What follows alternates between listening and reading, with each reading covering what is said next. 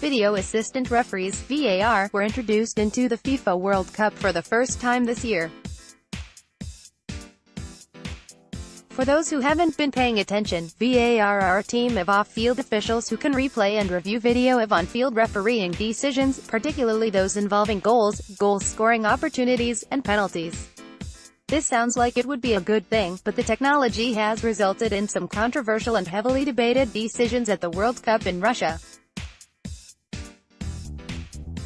Read more. World Cup VAR technology is transforming the beautiful game. For example, the foul that afforded France's Antoine Griezmann a penalty to help seal the win against Australia in the first round of matches was initially overlooked by the ref.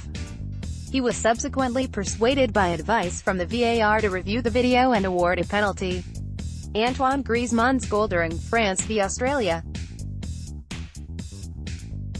Conversely, Switzerland's equalizing goal against Brazil, which propelled them into the round of 16, might have been disallowed because a Swiss player had held a Brazilian player back illegally.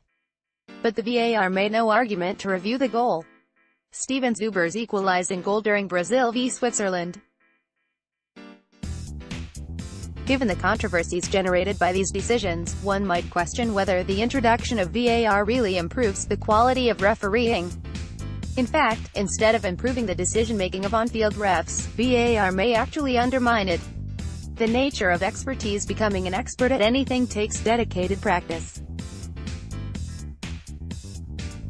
One of the things experts excel at is the ability to perceive vital information in the surrounding environment, relate that to an extensive knowledge base built up through years of practice, and then translate this information into an appropriate response.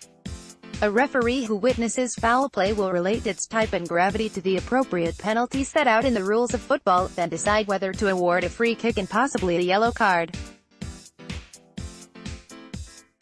This is commonly referred to as perceptual cognitive expertise. But it isn't this alone that sets an expert referee apart from everyone else. Referees not only have to make the right decision, they have to do it while taking into account the context of the decision, and all in the blink of an eye. Intuitive versus rational decision-making. We are taught never to judge a book by its cover and to think carefully about decisions, but also to trust our intuition. Yet these instructions seem to contradict each other. They highlight the fact that there are two systems of decision-making, the fast, intuitive system, and the slow, rational, analytical system.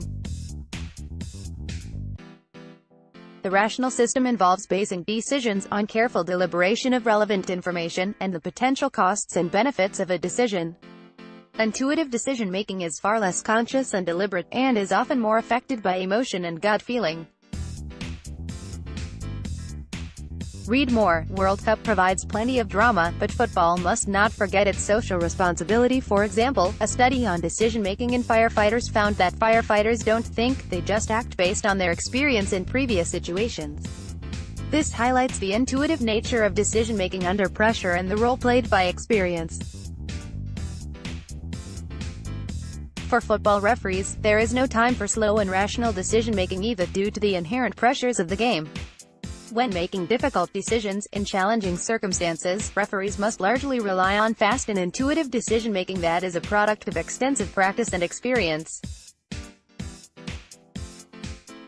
Because of this, problems with objectivity, referees are inherently and unconsciously biased, and accuracy, referees make some errors each game, are well recognized and accepted as an integral part of football.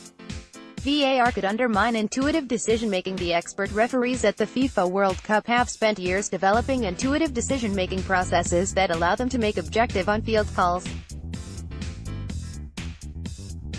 Despite considerable external pressure from fans, players and coaches, these decisions are correct most of the time.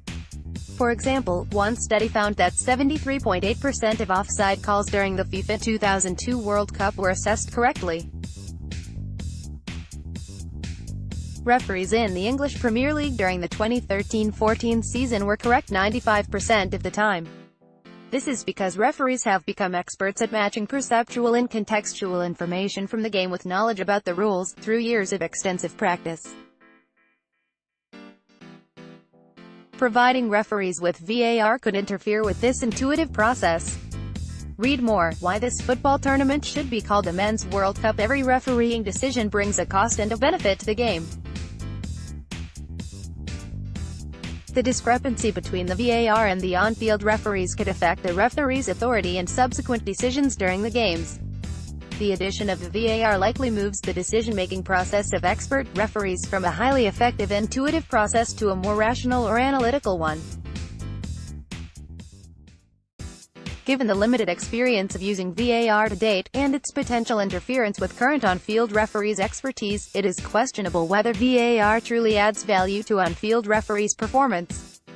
Perhaps it limits their ability to make intuitive decisions that reflect the fast-paced nature of the game, ultimately compromising the expertise they have worked so hard to acquire. If the use of VAR continues, young referees should be trained to make decisions in the presence of VAR during the developmental process, and its implementation with more expert on-field referees should be thoroughly reviewed.